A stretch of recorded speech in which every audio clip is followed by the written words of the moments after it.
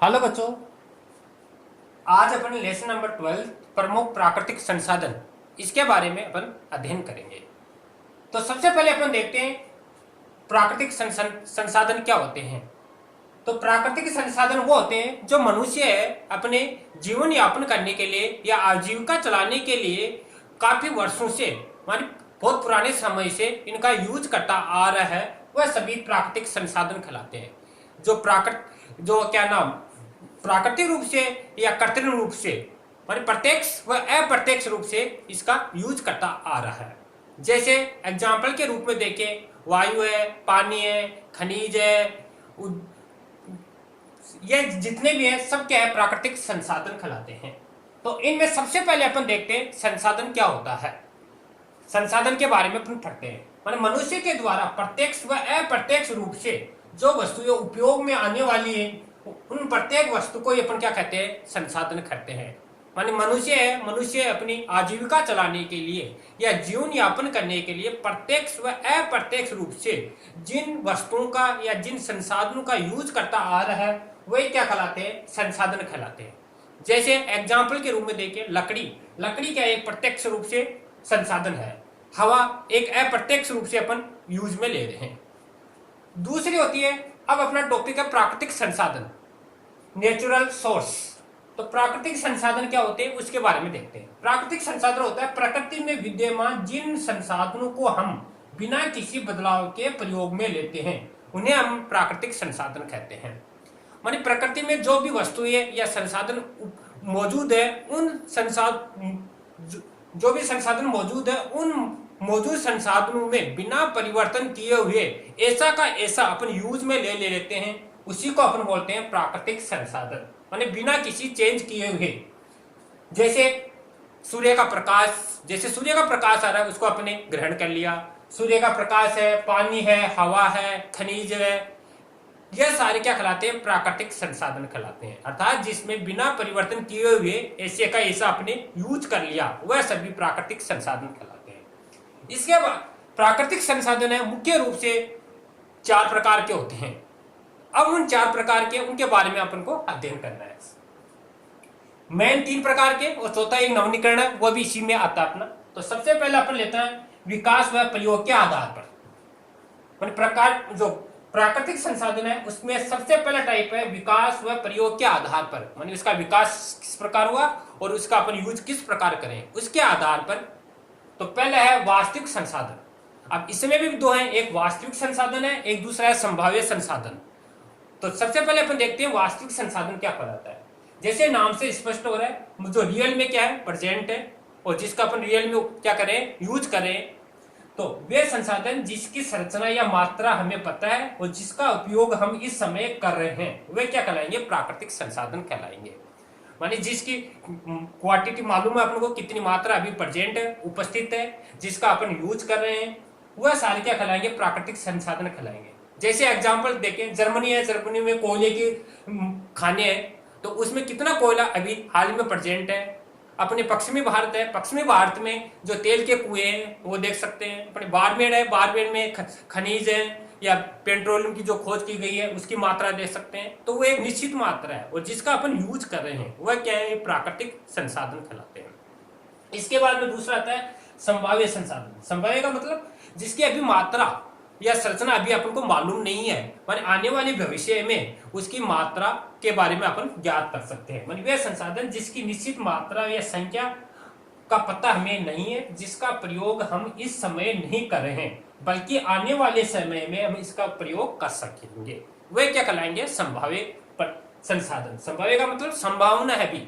जैसे अभी खोजें चल रही हैं, जगह जगह खोजें चल रही है, यहाँ पर कोयले के खाने मिलेंगे, यहाँ पर तेल के भंडार मिलेंगे। जैसे अपने पश्चिमी राजस्थान है, जैसे बाड़मेर है, बाड़मेर में तेल की खोज की गई है। तो एक एग्जांपल अपन इसका भी देख सकते हैं, लद्दाख है, लद्दाख में यूरेनियम के भंडार है, काफी भंडार है, तो इनकी अभी खोज चल रही है। तो ये एक संभावना है मानी फ्यूचर के लिए। तो ये आपके आएंगे संभावित संसाधन में। इसके बाद में दूसरा अपना आएगा उद्गम व उत्पत्ति के आधार पर संसाधन। तो इसका एक स्क्रीनशॉट ले लेना, अपन सेकंड पॉइंट पर फिर उद्गम व उत्पत्ति के आधार पर।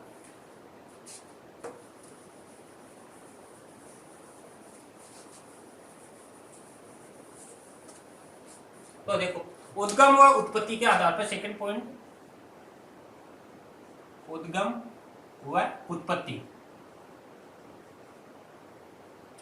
के आधार पर जो प्राकृतिक संसाधन है उसका उद्गमन किस प्रकार हुआ और उसकी उत्पत्ति किस प्रकार हुई, उसके आधार पर वापस ये भी दो प्रकार का होता है, एक जैव संसाधन और दूसरा होता है अजैव संसाधन। तो इसमें पहला है जैव संसाधन।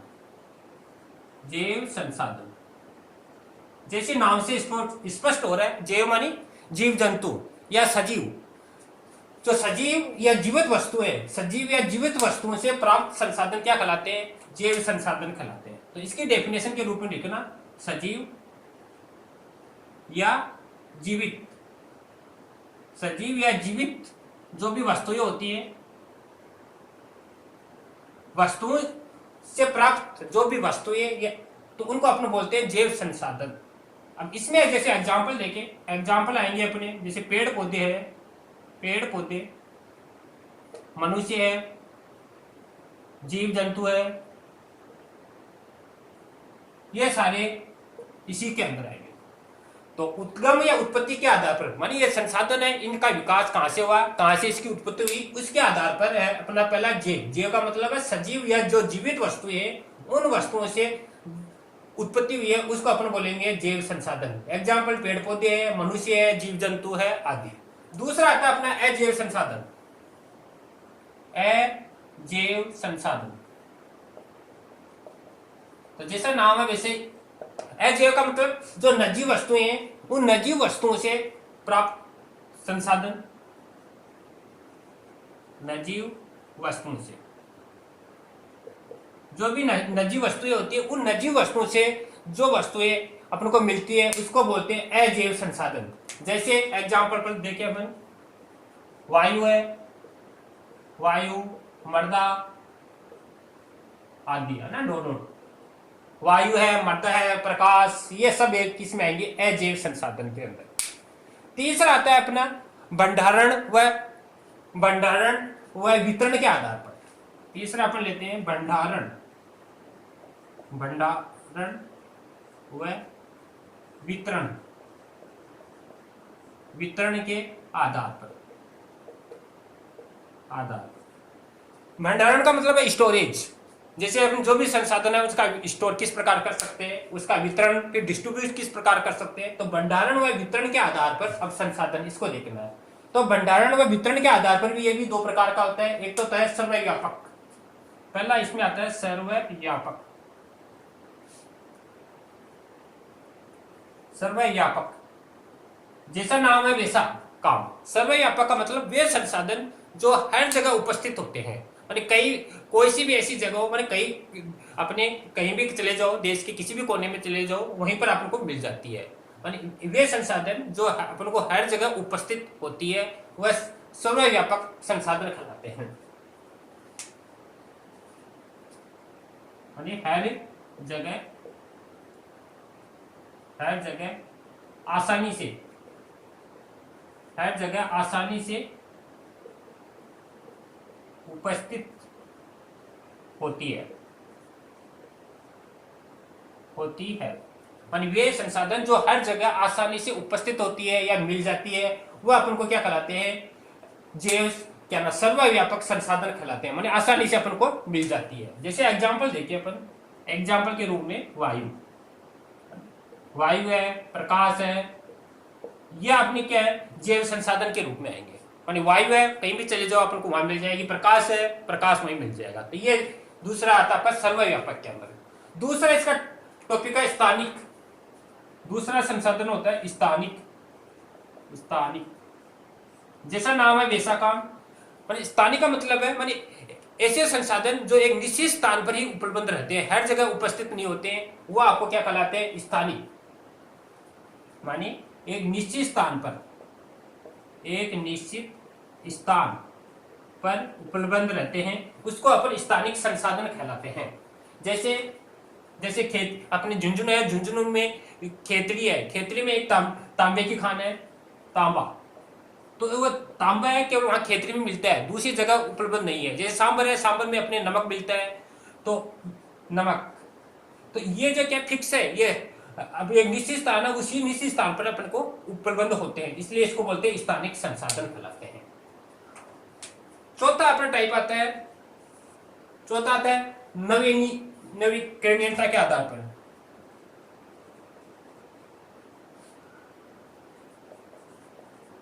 नवीकरणीयता के आधार पर, नवीकरणीयता के आधार पर। तो नवीकरणीयता में पहला अपना आता है, फर्स्ट आता है नवीकरणीय संसाधन।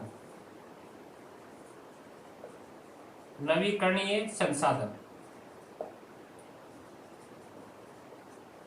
नवीकरणीय संसाधन ये मोस्ट है, काफी बार एग्जाम में पूछा जाता है, नवीकरणीय और अनवीकरणीय संसाधन।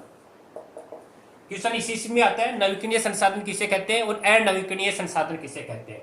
तो ये आते हैं नवीकरणीय के आधार पर। इसमें पहला है नवीकरणीय संसाधन। नवीकरणीय संसाधन भी होते हैं वे वस्तुएं जिनका प्रयोग या निर्माण अपन दोबारा कर सकते हैं, अपन दोबारा इसको यूज में ले सकते हैं, इसकी ये असीमित मात्रा में पाए जाते हैं, वह नवीकरणीय संसाधन कहलाते हैं। तो मानी वे संसाधन जिसका उपयोग व निर्माण हम पुनः कर सकते हैं तथा ये असीमित मात्रा में पाए जाते हैं।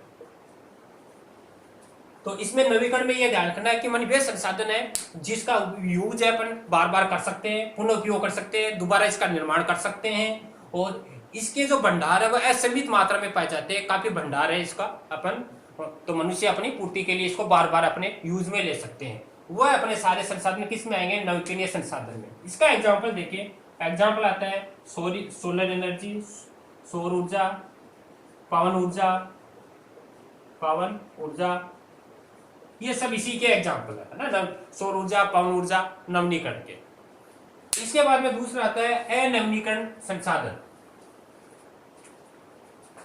इसका स्क्रीनशॉट ले लेना। और इसके बाद में दूसरा आता है अनवीनीकरण संसाधन।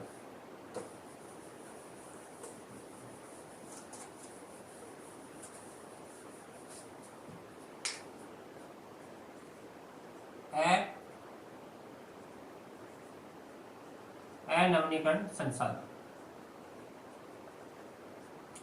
तो अनवीनीकरण संसाधन क्या होते हैं? जिसके भंडार एक सीमित मात्रा में होते हैं वह अनवीनीकरण संसाधन कहलाते हैं। माने जिसको अपन एक निश्चित अनुपात में अपन उसका क्या कर सकते हैं? यूज कर सकते हैं, वह अनवीनीकरण संसाधन कहलाते हैं। जैसे इसका एग्जांपल देखें अपन, जिसकी मात्रा सीमित हो, माने जिसकी मात्रा सीमित हो और जिसका यूज अपन माने लिमिट के रूप में कर सकते हैं, दोबारा इसको अपन उपयोग नहीं कर सकते हैं, वह अनवीनीकरण संसाधन में आते हैं। जैसे अपन एक खान है, तांबे की खान है, तो उसको अपन यूज करें तो जितना उसमें प्रेजेंट है उसका उतना अपन यूज कर सकते हैं, उसके बाद में वह दोबारा उत्पन्न नहीं हो सकती है, तो वह अनवीनीकरण संसाधन के अंतर्गत आते हैं। तो ये अपने मोस्ट है नवीनीकरण और अनवीनीकरण, इसको अच्छी तरह देखना है। इसके बाद में आते हैं प्राकृतिक संसाधनों का प्रबंधन किस प्रकार करना, मैनेजमेंट। प्राकृतिक संसाधनों का प्रबंधन, प्राकृतिक संसाधनों का प्रबंधन।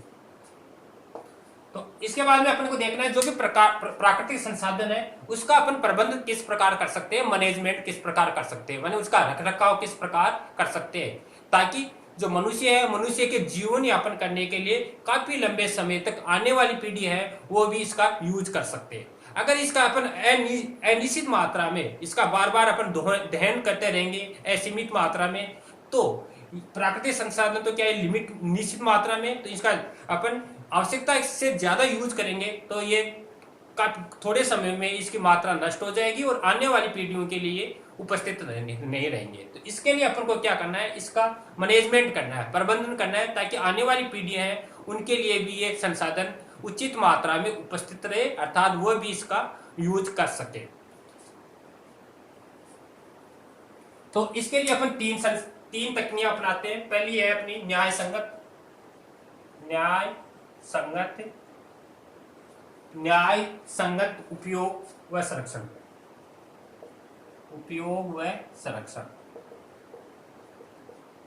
तो जो पहला अपन प्रबंधन है वो कर सकते हैं न्याय संगत उपयोग व संरक्षण।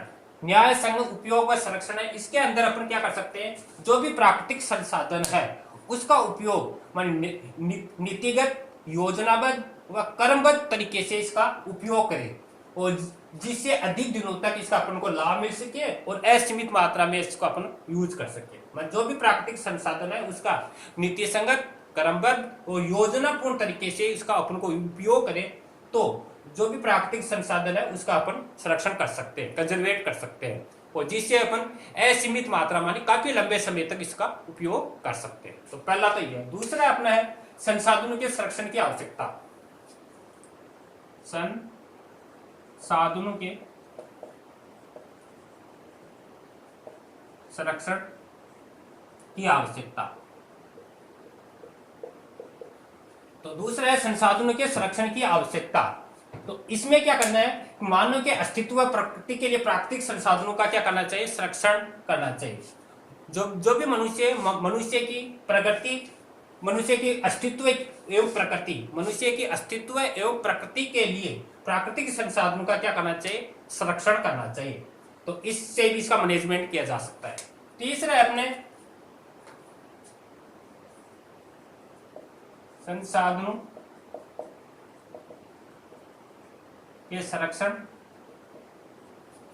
के संरक्षण के उपाय।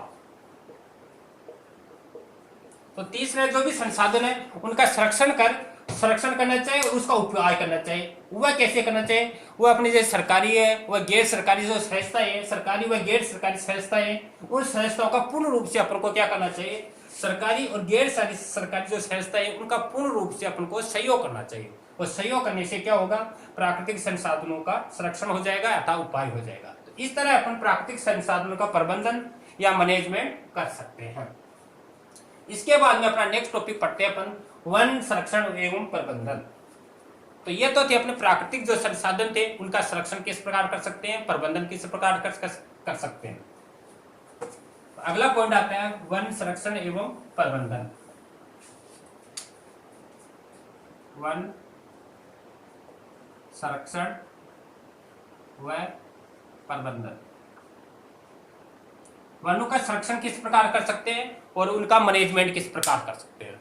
तो जिस प्रकार अपने अभी देखा प्राकृतिक संसाधन है वो एक निश्चित मात्रा में, उसी प्रकार है वनों का भी अपन को क्या करना चाहिए, संरक्षण करना चाहिए। मनुष्य अपनी आवश्यकताओं के लिए जो भी जंगल है उन जंगलों में लकड़ियां है, उन लकड़ियों को काटता है, और जितने भी जंगल है उन जंगलों में लकड़ियों की क्या हो रही है, कमी हो रही है, जिसके कारण अपने प्राकृतिक आपदाएं आती रहती है। और आवश्यकताओं के लकड़ी है, ईंधन है, कोयले, इन सब के लिए क्या करता है, वनों का दोहन कर रहा है। तो अपन को क्या करना है, उन वनों का संरक्षण करना है और उसका मैनेजमेंट करना है। तो वनों का वन है, वनों को क्या कहते हैं, हरा सोना बोलते हैं। वन को हरा सोना कहते हैं, ये याद रखना, वनों को हरा सोना कहते हैं। और वन है, वनों के द्वारा अपने अनेक प्रकार के उत्पाद है, जैसे प्रोडक्ट है, वो अपन को प्राप्त होते हैं। और वनों के कारण जो प्रकृति है, उस प्रकृति अपने क्या रहती है, स्वच्छ रहती है। अगर वन नहीं रहेंगे तो प्रकृति स्वच्छ नहीं रहेगी। तो वनों के द्वारा प्रकृति क्या रहती है, स्वच्छ रहती है।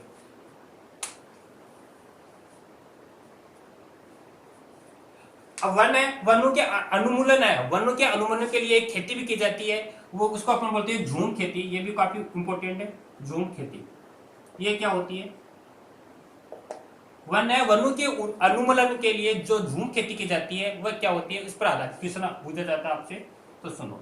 झूम खेती होती है, वन है, बड़े बड़े जो जंगल है उन जंगलों में वनों को क्या कर देते हैं, जला देते हैं। और जलाने से क्या बनती है, जो राख बनती है, उस राख से भूमि क्या हो जाती है, उपजाऊ हो जाती है। और उस उपजाऊ भूमि पर 2-3 साल लगातार क्या करते रहते हैं, खेती कर लेते हैं। फिर क्या करते हैं, खेती कर ली और खेती करने के पश्चात फिर दूसरी जगह जाकर क्या करते हैं, वन जला देते हैं, जला के वहां से राख हो जाती है, फिर भूमि वापस उपजाऊ हो जाती है और वहां पर खेती कर लेते हैं। इस तरह एक स्थान से दूसरे स्थान पर ये चलते रहते हैं। जो आदिवासी क्षेत्र है, जैसे वहाँ नागालैंड है, त्रिपुरा है, मणिपुर है, मिजोरम है, उन क्षेत्रों में इस प्रकार की ये खेती अपनाई जाती है। उसको अपन बोलते हैं झूम खेती। तो वनों के संरक्षण के लिए झूम खेती है, इसको बंद करना चाहिए, जिससे क्या होगा, इसका मैनेजमेंट हो सके, प्रबंधन हो सके। इसके बाद में आप वनों के संरक्षण हेतु उपाय देखना है अपन को। वनों के संरक्षण हेतु उपाय, वनों के संरक्षण हेतु उपाय। तो वनों के संरक्षण हेतु अपन को क्या क्या उपाय अपनाने चाहिए। तो पहले है वनों की निश्चित सीमा में कटाई करनी चाहिए। निश्चित सीमा में कटाई। तो जो वन है उनकी ऐसे नहीं कि अपन अंधाधुंध रूप से कटाई करें। अंधाधुंध से कटाई न करके एक निश्चित मात्रा में जितनी अपन को आवश्यकता है उतनी ही मात्रा में इसकी क्या करनी चाहिए, कटाई करनी चाहिए। दूसरी है आग से इसकी रक्षा करनी चाहिए, आग से सुरक्षा करनी चाहिए। तो कई बार देखते हैं जंगलों में क्या लग जाती है, आग लग जाती है, और आग के कारण बड़े बड़े जंगल है वो नष्ट हो जाते हैं। तो उसके लिए क्या करना चाहिए, अग्निशमक यंत्र की व्यवस्था होनी चाहिए, माने आग से उसकी रक्षा करनी चाहिए, जिससे जंगलों की सुरक्षा की जा सके। तीसरा पॉइंट है, तीसरा अपन क्या कर सकते हैं, हानिकारक कीटों पर दवा छिड़क कर। तो तीसरा है जो हानिकारक जो पेड़ पौधे हैं, वो पेड़ पौधों पर जो कीट लग जाते हैं, हानिकारक कीट लग जाते हैं जो पेड़ पौधों को नष्ट कर देते हैं, सुखा देते हैं। तो उन हानिकारक कीटों की रक्षा करने के लिए अपन को क्या करना चाहिए, समय समय पर उस पर दवाएं डालनी चाहिए, उर्वरक डालना चाहिए, जिससे वह कीटों से उनकी सुरक्षा की जा सके। तो चौथा पॉइंट है झूम खेती पर रोक लगानी चाहिए। झूम खेती पर रोक लगानी चाहिए। तो अभी आपको बताइए झूम खेती है, झूम खेती के कारण क्या होते हैं, बड़े बड़े जंगलों को नष्ट कर देते हैं, और नष्ट कर करके मनुष्य अपनी आजीविका के लिए क्या करते हैं, खेती करते रहते हैं। तो इसलिए उस झूम खेती पर क्या करना चाहिए, सरकार को रोक लगानी चाहिए, जिससे वनों का संरक्षण किया जा सके। अगला है ईंधन व इमारती लकड़ी के लिए, ईंधन व इमारती लकड़ी के लिए नवीनकरण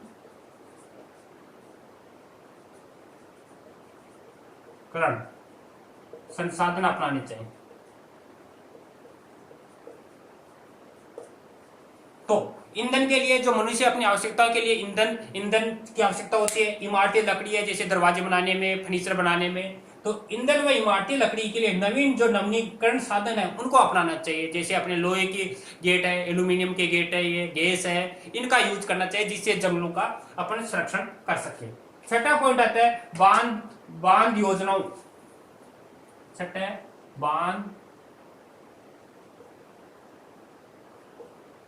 योजनाओं पर वनों का संरक्षण। इसमें क्या है, जैसे अपन बड़े बड़े अपने बांध बनाए जाते हैं, बांध बनाते हैं, वो बड़ी बड़ी योजनाएं आती हैं, जिसे कल कारखाने लगाते हैं। तो उन कल कारखाने या बांध बनाते हैं, उन पर क्या करते हैं, बड़े बड़े जंगलों को अपन नष्ट कर देते हैं। तो उन पर लिमिट मात्रा में, निश्चित मात्रा में जैसे बांध बनाए जाए, जहां आवश्यकता हो वहां पर, और वहां से वनों का क्या करना चाहिए, संरक्षण करना चाहिए। सातवां पॉइंट है जन चेतना जागृत करनी चाहिए। जन चेतना जागृत करके। जन चेतना कैसे, जैसे प्रत्येक अपने समाज में माने वनों से संबंधित प्रोग्राम करने चाहिए, माने प्रत्येक लोगों में वनों के प्रति चेतना जागृत करनी चाहिए।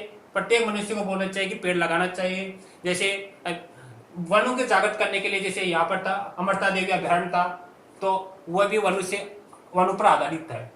अगला है नेक्स्ट है सामाजिक वन की प्रोत्साहन देना चाहिए। सामाजिक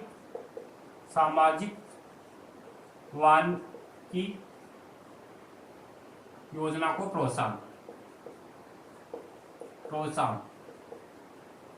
ये इंपॉर्टेंट है, ये काफी बार पूछी जाती है। सामाजिक योजना प्रोत्साहन, इसमें क्या होता है, जो समाज है अपने समाज को वनों के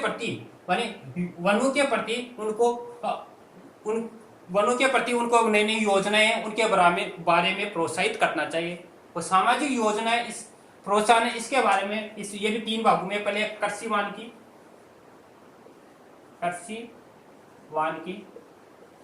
कृषि वानिकी क्या है? जैसे कृषि है, कृषि के साथ में अपन को पेड़ लगाने चाहिए जिससे वनों का संरक्षण किया जा सके। दूसरा है ग्रामीण द्वारा जो ग्रामीण है इसके द्वारा सार्वजनिक भूमि